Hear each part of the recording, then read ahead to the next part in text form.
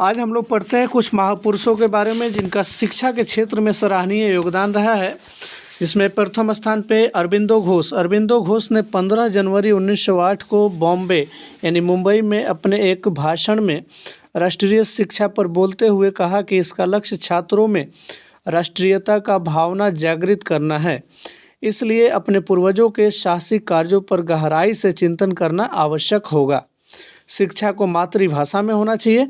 जी हाँ, शिक्षा को मातृभाषा में होना चाहिए ताकि यह अधिक से अधिक लोगों तक पहुंच सके। अरबिंदो घोष ने इस बात पर भी बल दिया कि यद्यपि छात्रों को अपने मूल के साथ जुड़े रहना चाहिए, फिर भी उनको आधुनिक वैज्ञानिक आविष्कारों तथा लोकप्रिय शासन व्यवस्था के संदर्भ में पश्चिमी देशों के अनुभव का भी भरपूर लाभ उठाना चाहिए। इसके अतिरिक्त छात्रों को कोई हस्तकला भी सीखनी चाहिए ताकि वे स्कूल छोड़ने पर यथासंभव रोजगार पा सके। यानी कि इन्होंने एक तरीके से प्रोफेशनल एजुकेशन की भी बात कही है कि ये भी होना चाहिए। आगे हम लोग चर्चा करते हैं महात्मा गांधी जी की। महात्मा गांधी की दृढ़ मान्यता थी कि शिक्षा केवल भारतीय भाषाओं में ही दिया जाना चाहिए। उनके मुताबिक अंग्रेजी में दी जा रही शिक्षा भारतीयों को अपाहिज बना देती है। उसने उन्हें अपने सामाजिक परिवेश से काट दिया है और उन्हें अपनी ही भूमि पर अजनबी बना दिया है। लेकिन इनका मानना है कि अंग्रेजी भाषा जो है अपने ही ज़मीन पर अजनबी बना दिया है हम लोगों को। महात्मा गांधी की राय में विदेशी भाषा बोलने वाले, स्थानीय संस्कृति से घृणा करने वाले अंग्रेजी शिक्षित भारतीय अपनी जनता से जुड़ने के तौर तरीके भूल चुके हैं। उनका मानना है कि जो लोग अंग्रेजी ज़्यादा जानते हैं वो अपने संस्कृति को भुला देते हैं। रविंद्रनाथ टैगोर। जी हाँ, अब बात करते हैं रविंद्रनाथ टैगोर की। रविंद्रनाथ टैगोर, जी हाँ, रविंद्रनाथ टैगोर शांति निकेतन संस्था के संस्थापक थे, जिन्होंने शांति निकेतन की स्थापना 1901 में की थी। टैगोर का मानना था कि सृजनात्मक शिक्षा को केवल प्राकृतिक परिवेश में ही प्रोत्साहित किया जाना चाहिए।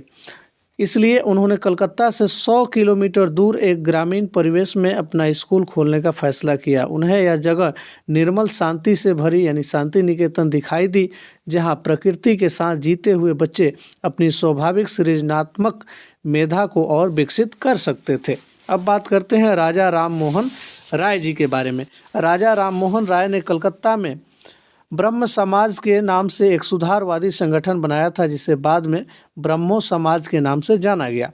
राजा राम मोहन राय इस बात से काफ़ी दुखी थे कि विधवा औरतों को अपनी ज़िंदगी में भारी कष्टों का सामना करना पड़ता है। इसी बात को ध्यान में रखते हुए उन्होंने सती प्रथा के खिलाफ मुहिम छेड़ी थी।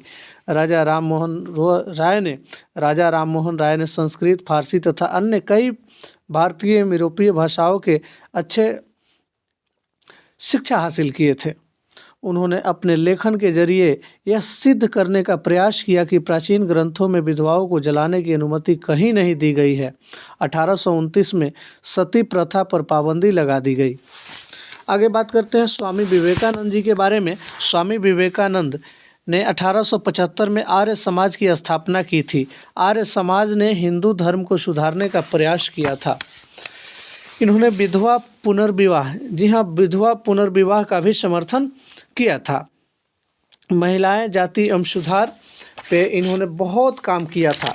अब आगे बात करते हैं जी हाँ ज्योतिबा राव फुले जी के बारे में। जी हाँ, ज्योतिबा राव फुले जी के बारे में बात करते हैं, जो कि गुलामगिरी के राइटर थे। निम्न जाति नेताओं में ज्योतिबा राव फुले सबसे मुखर नेताओं में से थे। 1827 में जन्मे ज्योतिबा राव फुले ने ईसाई प्रचारकों द्वारा खोले गए स्कूलों में शिक्षा पाई थी। उन्होंने जाति आधारित समाज में फैले अन्याय के बारे में अपने विचार व्यक्त किए। उन्होंने ब्राह्मणों के इस दावे पर खुलकर हमला बोला कि आर्य होने के कारण वे औरों से श्रेष्ठ हैं।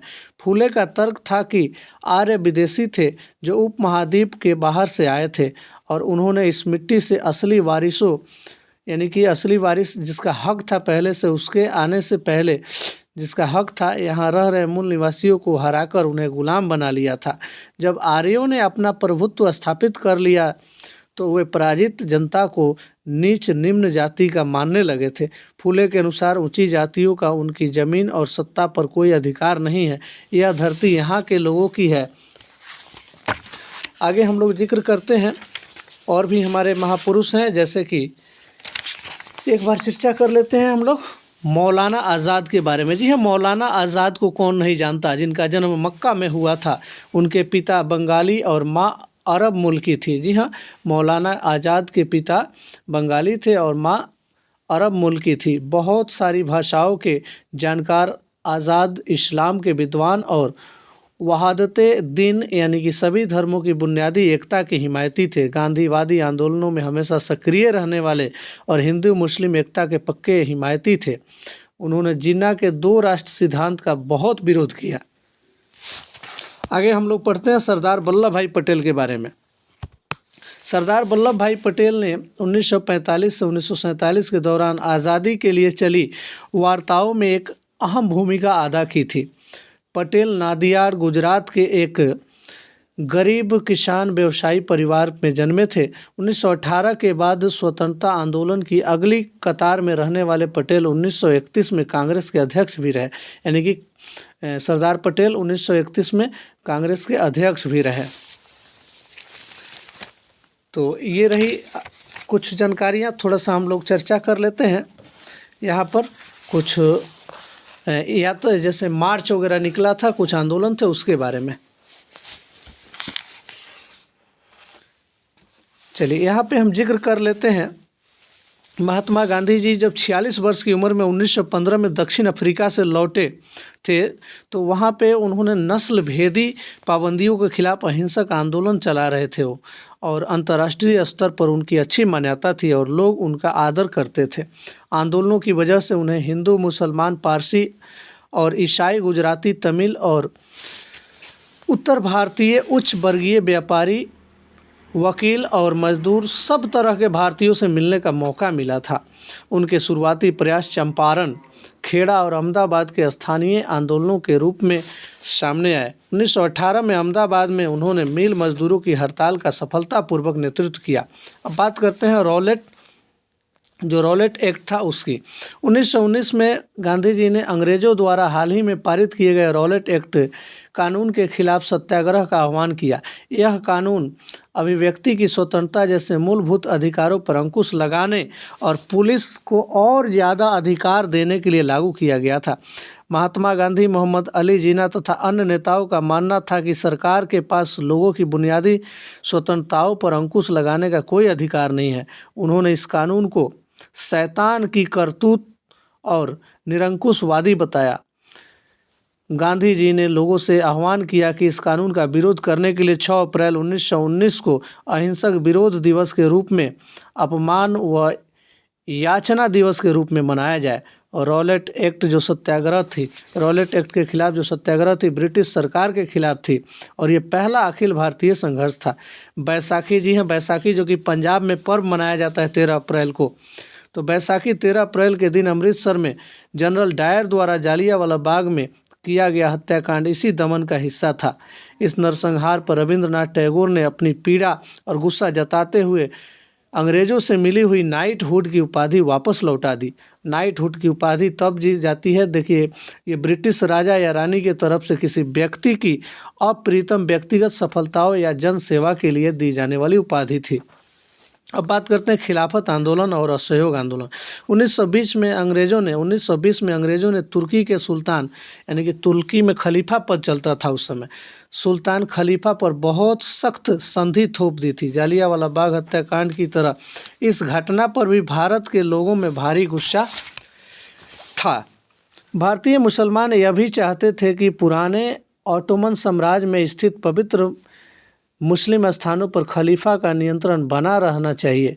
खिलाफत आंदोलन के नेता मोहम्मद अली और शौकत अली अब एक सर्वव्यापी असहयोग आंदोलन शुरू करना चाहते थे। गांधी जी ने उन्हें आह्वान का समर्थन किया और कांग्रेस से आग्रह किया कि वह पंजाब में हुए अत्याचारों और खिलाफत के मामले में हुए अत्याचार के विरुद्ध मिलकर अभियान चलाए और स्वराज की मांग करे। इसी दौरान यानी असहयोग आंदोलन के बाद हुई एक और घटना 1922 की जो चौरा चौरी कांड के बारे में हम लोग पढ़ते हैं।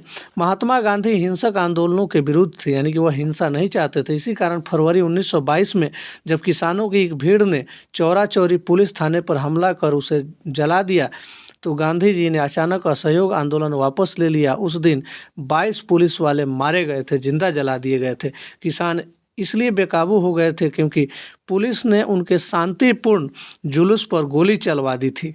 दांडी मार्च यात्रा की बात करते हैं। दांडी मार्च 1930 में गांधी जी ने ऐलान किया कि वह नमक कानून तोड़ने के लिए यात्रा निकालेंगे। उस समय नमक के उत्पादन और बिक्री पर सरकार का एक अधिकार होता था, यानी केवल ब्रिटेन के ही लोग, ब्रिटिश गवर्नमेंट ही नमक बेच सकती थी। महात्मा गांधी और अन्य राष्ट्रवादियों का कहना था कि नमक पर टैक्स वसूलना पाप है, क्योंकि यह हमारे जीवन का एक बुनियादी हिस्सा होता है। नमक सत्याग्रह ने स्वतंत्रता की व्यापक चाह को लोगों की एक खास शिकायत सभी से जोड़ दिया था और इस तरह अमीरों और गरीबों के बीच मतभेद पैदा नहीं होने दिया। गांधी जी और उनके अनुयायी साबरमती से 240 किलोमीटर दूर स्थित दांडी तट पैदल चलकर गए और वहां उन्होंने तट पर बिखरा नमक इकट्ठा करते हुए नमक कानून का सार्वजनिक रूप से उल्लंघन किया। 1920 के दशक की शुरुआत से ही राष्ट्रीय आंदोलन में सक्रिय सरोजिनी नायडू दांडी यात्रा के मुख्य नेताओं में से एक थी।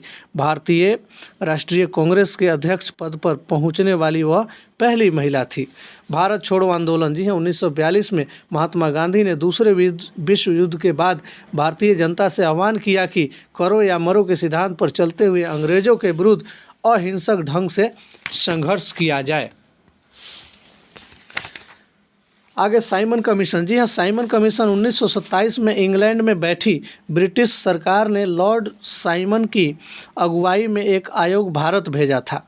जी हाँ, लॉर्ड साइमन की अगुवाई में एक आयोग भारत आया था 1927 में। इस आयोग को भारत के राजनीतिक भविष्य का फैसला करना था। इस आयोग में कोई भारतीय प्रतिनिधि नहीं था। इस फैसले की वजह से भारत में भारी असंतोष पैदा हुआ। सभी राजनीतिक संगठनों ने भी आयोग के बहिष्कार का फैसला किया। जब कमीशन के सदस्य भारत पहुंचे तो प्रदर्शनों के साथ उनका स्वागत किया गया। प्रदर्शनकारियों का नारा था, साइमन वापस जाओ। पूर्ण स्वराज, जवाहरलाल नेहरू की अध्यक्षता में 1929 में पूर्ण स्वराज का प्रस्ताव पारित किया गया। इस प्रस्ताव के आधार पर 26 जनवरी 1930 को पूरे देश में स्वतंत्रता दिवस मनाया गया। आगे बात करते हैं क्रांतिकारी राष्ट्रवादियों की। भगत सिंह, चंद्रशेखर आज़ाद, सुखदेव और उनके जैसे अन्य क्रांतिकारी राष्ट्रवादियों औपनिवेशिक शासन तथा अमीर शोषक वर्गों से लड़ने के लिए मजदूरों और किसानों की क्रांति चाहते थे।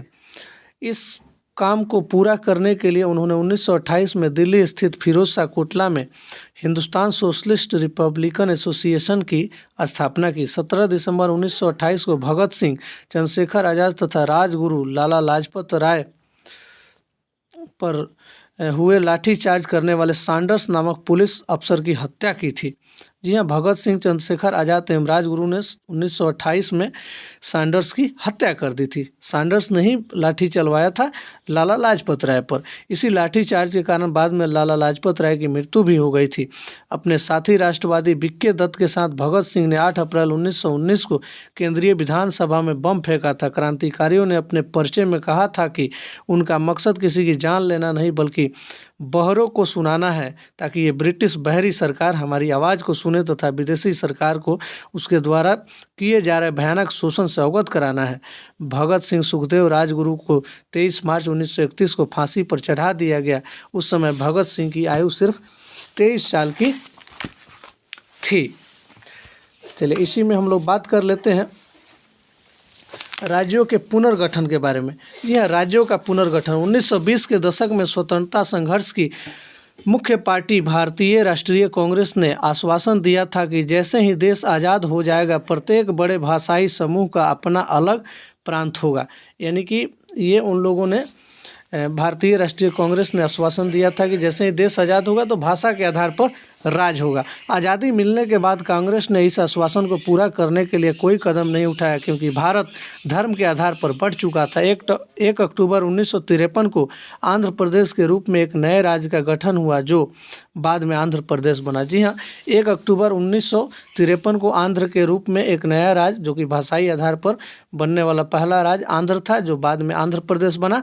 1960 में बम्बई प्रांत को मराठी और गुजराती भाषा 2 अलग राज्यों में बांट दिया गया। इसके पहले 1956 में रामलल्लू जो कि 56 दिनों का आमरण अनशन करके मर गए थे, उसी समय भाषा आयोग का गठन किया गया जिसके अध्यक्ष फजल अली थे। 1956 में भाषा आयोग का गठन किया गया जिसके अध्यक्ष फजल अली थे। 1966 में पंजाब का विभाजन हुआ और हरियाणा को अलग राज्य के रूप में मान्यता दी गई। आगे बात करते हैं विकास की योजना यानी कि प्लानिंग फॉर डेवलपमेंट। 1950 में सरकार ने आर्थिक विकास के लिए नीतियां बनाने और उनको लागू करने के लिए एक योजना आयोग का गठन किया। इस बारे में ज़्यादातर सहमति थी कि भारत मिश्रित अर्थव्यवस्था के रास्ते पर चलेगा। यहाँ राज्य और निजी क्षेत्र दोनों ही उत्पादन बढ़ाने और रोजगार पैदा करने में महत्वपूर्ण और परस्पर भूमिका अदा करेंगे। किसी क्षेत्र की क्या भूमिका होगी अर्थात कौन से उद्योग सरकार द्वारा और कौन से उद्योग बाजार द्वारा यानी कि राज्य सरकार द्वारा निजी उद्योगपतियों द्वारा लगाए जाएंगे। विभिन्न क्षेत्रों और राज्यों के बीच किसी तरह का संतुलन बनाया जाएगा। किस तरह का संतुलन बनाया जाएगा, इन सबको परिभाषित करना योजना आयोग का काम था। यह योजना आयोग 1950 में बना। इसी के साथ ही वो बना राष्ट्रीय विकास परिषद। जी हाँ, NDC का भी गठन हुआ 1952 में।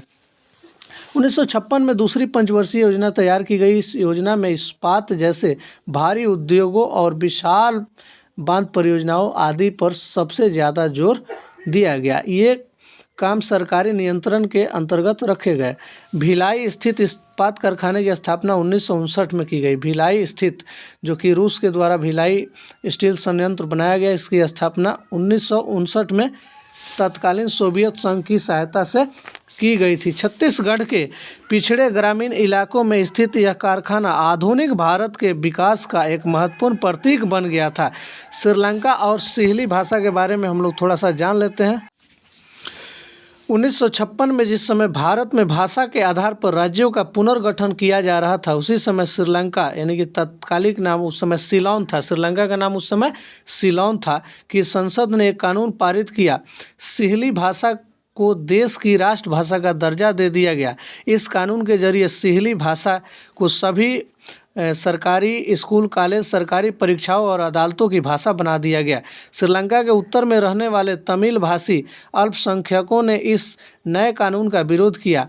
एक तमिल सांसद ने कहा कि जब आप मुझसे मेरी भाषा छीन लेते हैं तो बांटना चाहते हैं, यानी कि आप मेरा सब कुछ छीन लेते हैं। एक तमिल सांसद ने कहा था कि जब आप मेरी भाषा छीन लिए तो यानी कि मेरा सब कुछ छीन लिए। एक और नेता ने चेतावनी दी, आप सीलोन को बांटना चाहते हैं, निश्चित रहिए मैं आश्वासन देता हूं कि आपको एक विभाजित सीलोन ही मिलेगा। सिहली भाषी एक विपक्षी सदस्य ने कहा था कि अगर सरकार अपना रुख नहीं बदलती है और इस कानून पर अड़ी रहती है तो इस छोटे से देश में से 2 टूटे फूटे रक्त रंजित देश भी पैदा हो सकते हैं। बंगाल विभाजन। बंगाल का विभाजन यानी पार्टीशन ऑफ बंगाल। 1905 में वायसराय कर्जन ने बंगाल का विभाजन कर दिया। उस वक्त बंगाल ब्रिटिश भारत का सबसे बड़ा प्रांत था। बिहार और उड़ीसा के कुछ भाग भी उस समय बंगाल का हिस्सा थे। बंगाल के विभाजन से देश भर में गुस्से की लहर फैल गई। मध्यमार्गी और आमूल परिवर्तनवादी कांग्रेस के सभी धड़ों ने इसका विरोध किया। विशाल जनसभाओं का आयोजन किया गया और जुलूस निकाले गए। जन प्रतिरोध के नए नए रास्ते ढूंढे गए। इससे जो संघर्ष उपजा उसे स्वदेशी आंदोलन के नाम से जाना गया। जी हाँ, स्वदेशी आंदोलन जो कि बंगाल विभाजन से संबंधित था। यह आंदोलन बंगाल में सबसे ताकतवर था। आंध्र के डेल्टा इलाकों में इसे वंदे मातरम आंदोलन के नाम से जाना गया। जी हाँ, आंध्र के डेल्टा इलाकों में इस स्वदेशी आंदोलन को वंदे मातरम आंदोलन के नाम से जाना जाता था। स्वदेशी आंदोलन ने ब्रिटिश शासन का विरोध किया और स्वयं सहायता, स्वदेशी उद्यमों, राष्ट्रीय शिक्षा और भाषा, जो भारतीय भाषा के उपयोग को बढ़ावा देना था, उस पर जोर दिया। स्वराज के लिए आमूल परिवर्तनवादी ने जनता को लामबंद करने और ब्रिटिश संस्थाओं व वस्तुओं के बहिष्कार पर जोर दिया। कुछ लोग ब्रिटिश शासन को उखाड़ फेंकने के लिए क्रांतिकारी हिंसा के समर्थक भी हो गए। जी हाँ, ब्रह्म समाज की स्थापना 1830 में की गई। आपको पहले ही बता दिए हैं कि ब्रह्म समाज की स्थापना राजा राम मोहन राय द्वारा किया गया था। आगे हम लोग बढ़ते हैं। ब्रह्म समाज अक्सर उपनिषदों में विश्वास करते थे। इसके सदस्यों को अन्य धार्मिक प्रथाओं या परंपराओं की आलोचना करने का अधिकार नहीं था। ब्रह्म समाज ने विभिन्न धर्मों के आदर्शों, खास तौर से हिंदुत्व और ईसाई धर्म के विचारों की आलोचनात्मक व्याख्या करते हुए उनके नकारात्मक और सकारात्मक पहलुओं पर प्रकाश डाला। केशव चंद्र सेन ब्रह्म समाज के मुख्य नेताओं में से एक थे। केशव चंद्र सेन ब्रह्म समाज के नेताओं में से प्रमुख थे। आगे हम लोग देखते हैं डेरेजियो एवं यंग बंगाल। डेरेजियो एवं यंग बंगाल 1820 के दशक में हेनरी लुई बिबियन डेरेजियो, जी हाँ याद करिएगा, 1820 के दशक में Henry Louis Vivian Derozio Hindu college Calcutta में अध्यापक थे। जो डेरेजियो था हिंदू कॉलेज कलकत्ता में संस्थापक था। उन्होंने अपने विद्यार्थियों को आमूल परिवर्तनकारी विचारों से अवगत कराया और उन्हें तमाम तरह की सत्ता पर सवाल खड़ा करने के लिए प्रोत्साहित किया। उनके द्वारा शुरू की गई यंग बंगाल मूवमेंट, जी हाँ यंग बंगाल मूवमेंट में उनके विद्यार्थियों ने परंपराओं और रीति रिवाजों पर उंगली उठाई, महिलाओं के लिए शिक्षा की मांग की और सोच व अभिव्यक्ति की स्वतंत्रता के लिए अभियान चलाया। आगे बात करते हैं रामकृष्ण मिशन और विवेकानंद जी के बारे में। रामकृष्ण मिशन और विवेकानंद जी के बारे में। रामकृष्ण मिशन का नाम स्वामी विवेकानंद के गुरु रामकृष्ण परमहंस के नाम पर रखा गया। यह मिशन समाज सेवा और निस्वार्थ श्रम के जरिए मुक्ति के लक्ष्य पर जोर देता था। स्वामी विवेकानंद 1863 में जन्म हुआ था और 1902 में वो मर गए, जिनका मूल नाम नरेंद्र नाथ दत्त था। स्वामी विवेकानंद का मूल नाम था नरेंद्र नाथ दत्त। उन्होंने श्री रामकृष्ण की सरल शिक्षाओं को अपने प्रतिभाशाली, संतुलित, आधुनिक विचारधारा से जोड़कर संपूर्ण विश्व में प्रसारित किया। 1893 में शिकागो में विश्व धर्म संसद में उन्हें बोलने का मौका मिला, जिसमें उन्होंने न्यूयॉर्क हेराल्ड का विवरण किया। ठीक है, न्यूयॉर्क हेराल्ड ने विवरण किया है उनके बारे में। न्यूयॉर्क हेराल्ड वहाँ का है, उसने लिखा है कि ऐसे विद्वान राष्ट्र में धर्म प्रचारकों को भेजना कितना मूर्खतापूर्ण है। वास्तव में स्वामी विवेकानंद आधुनिक समय के पहले भारतीय थे जिन्होंने विश्वव्यापी स्तर पर वेदांत दर्शन के आध्यात्मिक गौरव को पुनर्स्थापित किया था। लेकिन उनका उद्देश्य केवल धर्म की व्याख्या करना नहीं था। अपने देशवासियों की निर्धनता और दुर्दशा से उन्हें अतिशय दुख हुआ। उनका यह दृढ़ विश्वास था कि कोई भी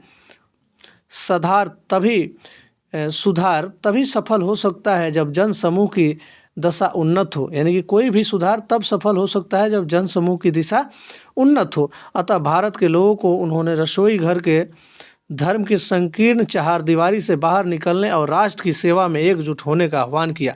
आगे बात करते हैं प्रार्थना सभा की। 1867 में बम्बई में स्थापित प्रार्थना समाज ने जातीय बंधनों को खत्म करने और बाल विवाह के उन्मूलन के लिए प्रयास किए। प्रार्थना समाज ने महिलाओं की शिक्षा को प्रोत्साहित किया और विधवा विवाह पर लगी पाबंदी के खिलाफ आवाज़ उठाई। उसकी धार्मिक बैठकों में हिंदू, बौद्ध और ईसाई ग्रंथों पर विचार विमर्श किया जाता है। आगे बात करते हैं वेद समाज की। वेद समाज मद्रास यानी चेन्नई में 1864 में वेद समाज की स्थापना हुई। वेद समाज ब्रह्म समाज से प्रेरित था। वेद समाज ने जातीय भेदभाव को समाप्त करने और विधवा विवाह तथा महिला शिक्षा को प्रोत्साहित करने के लिए काम किया। इसके सदस्य एक ईश्वर के अस्तित्व में विश्वास रखते थे। जी हाँ, वेद समाज के जो सदस्य थे एक ईश्वर में विश्वास रखते थे, यानी कि एकेश्वरवाद में विश्वास रखते थे। उन्होंने रूढ़िवादी हिंदुत्व के अंधविश्वासों और अनुष्ठानों की सख्त निंदा की। आगे बात करते हैं अलीगढ़ आंदोलन की। अलीगढ़ आंदोलन सैयद अहमद खान द्वारा 1875 में अलीगढ़ में खोले गए मोहम्मदन एंग्लो ओरिएंटल कॉलेज को ही बाद में अलीगढ़ मुस्लिम विश्वविद्यालय के नाम से जाना गया। जी हाँ, सैयद मोहम्मद खान द्वारा 1875 में अलीगढ़ में खोले गए मोहम्मदन एंग्लो ओरिएंटल कॉलेज को ही बाद में अलीगढ़ मुस्लिम यूनिवर्सिटी के नाम से जाना गया। यहाँ मुसलमानों को पश्चिमी विज्ञान के साथ साथ विभिन्न विषयों की आधुनिक शिक्षा दी जाती थी। अलीगढ़ आंदोलन का शैक्षणिक सुधारों के क्षेत्र में गहरा प्रभाव रहा है। सिंध, जी हाँ, आगे बात करते हैं सिंह सभा आंदोलन। जी हाँ, सिंह सभा आंदोलन क्या है? सिखों के सुधारवादी संगठन के रूप में सिंह सभाओं की स्थापना 1873 में अमृतसर से शुरू हुई थी। जी हाँ, सिखों के सुधारवादी संगठन के रूप में रूप में सिंह सभाओं की स्थापना 1873 में अमृतसर से शुरू की गई थी। बाद में 1879 में लाहौर में भी सिंह सभा का गठन किया गया। इस सभाओं ने सिख धर्म को अंधविश्वासों, जातीय भेदभाव और ऐसे आचरण जिसे वे गैर सिख समझती थी से मुक्त कराने का प्रयास किया। उन्होंने सिखों को शिक्षा के लिए प्रोत्साहित किया, जिसमें अक्सर आधुनिक ज्ञान के साथ सिख धर्म के सिद्धांतों को भी पढ़ाया जाता था। खालसा कॉलेज अमृतसर 1892 में सिख सभा आंदोलन के नेताओं द्वारा स्थापित किया गया। 1892 में खालसा कॉलेज अमृतसर में खोला गया। राष्ट्रवाद का उदय यानी कि द इमर्जेंस ऑफ नेशनलिज्म। राष्ट्रवाद, भारत का मतलब है यहाँ की जनता। भारत यहाँ रहने वाले किसी भी वर्ग, रंग, जाति, पंथ, भाषा का, जेंडर वाले तमाम लोगों का घर है। यह देश और इसके सारे संसाधन और इसकी सारी व्यवस्था उन सभी के लिए है। इस जवाब के साथ ये एहसास भी सामने आया कि अंग्रेज भारत के संसाधनों व यहाँ के लोगों की ज़िंदगी पर कब्जा जमाए हुए हैं और जब तक यह नियंत्रण खत्म नहीं होता, भारत यहाँ लोगों का, भारतीयों का नहीं हो सकता।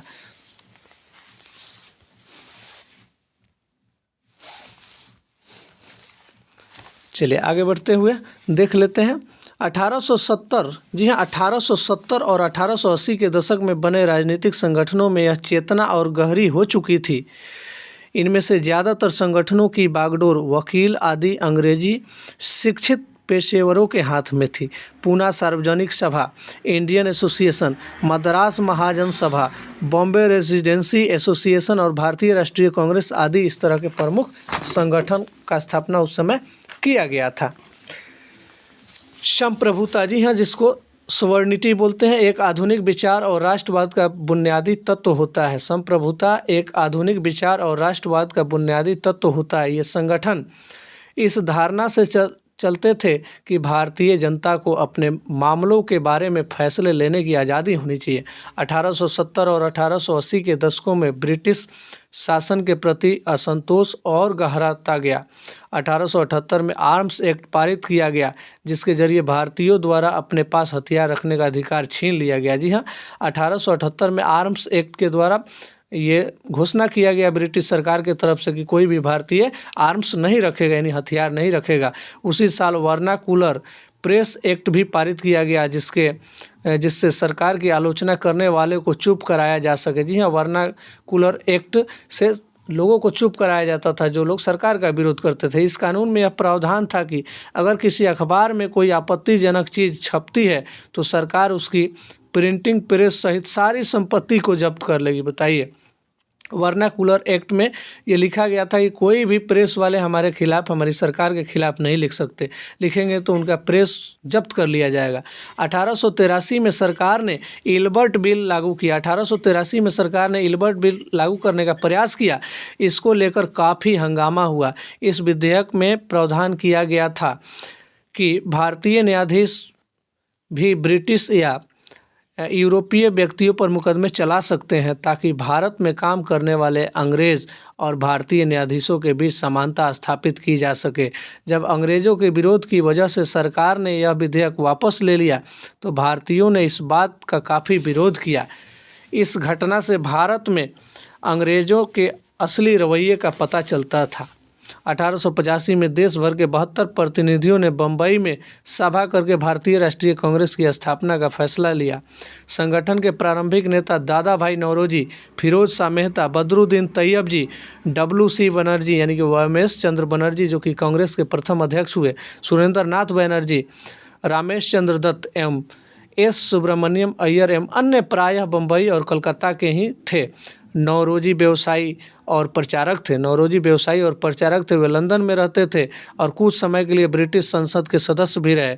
उन्होंने युवा राष्ट्रवादियों का मार्गदर्शन किया। सेवानिवृत्त ब्रिटिश अफसर एओ ह्यूम ने भी विभिन्न क्षेत्रों के भारतीयों को निकट लाने में अहम भूमिका अदा की।